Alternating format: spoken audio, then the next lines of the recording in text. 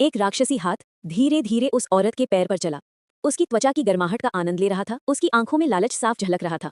फिर उत्सुकता से प्रेरित होकर वो उस औरत के पास गया और अचानक उसके चेहरे पर से सफेद चादर हटा दी। फुगुई को पता चला कि उसके सामने लेटी महिला कोई और नहीं बल्कि उस समय की सबसे लोकप्रिय अभिनेत्री शियाओ कुई थी। उसने तुरंत अपने दोस्तों को इस खूबसूरत पल को साझा करने के लिए बुलाया। सांग ब्याओ और शाजू ने पहले तो सोचा कि फुगुई मजाक कर रही है, लेकिन शियाओ कुई का शरीर देखकर उन्हें आखिरकार उसकी बात पर यकीन हो गया। सांग ब्याओ उसे छूने से खुद को रोक नहीं पाया। उसे यकीन ही नहीं हो रहा था कि वो सितारा उसके सामने लेटी है। जिस पल तीनों ने एक दूसरे को देखा, उनके दिमाग में एक अजीबोगरीब विचार आया। फुगुई ने सुझाव दिया कि वे लॉटरी निकालकर तय करें कि बेटी की उपाधि सबसे पहले किसे मिलेगी। इसके बाद शाजू और फुगुई बाहर चले गए। सांग ब्याओ ने इस मौके का बखूबी फायदा उठाया। हालांकि सबको हैरानी हुई जब 1 मिनट से भी कम समय बाद सांग ब्याओ ने अपनी पैंट ऊपर खींची और हाफता हुआ कमरे से बाहर निकला।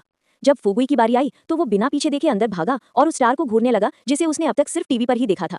फुगुई के चेहरे पर एक लालची भाव उभर आया जब उसने उसकी त्वचा के हर इंच की बारीकी से जांच की। उस पल फुगुई मानो विकृत हो गया था। हालांकि जैसे ही वो देखने के मंच पर चढ़े, जियाओ कुई ने अचानक अपनी आंखें खोल दी। फुगुई अपने सामने का दृश्य देखकर दंग रह गई। बाहर खड़े 2 लोग शोरगुल सुनकर कमरे में दौड़े। ये जानकर कि जियाओ कुई अभी भी जिंदा है, तीनों के चेहरे पर पागलपन के भाव थे। अब उसे 3 राक्षसों की अंतहीन यातनाओं का सामना करना था। सब्सक्राइब करो ऐसी वीडियो देखने के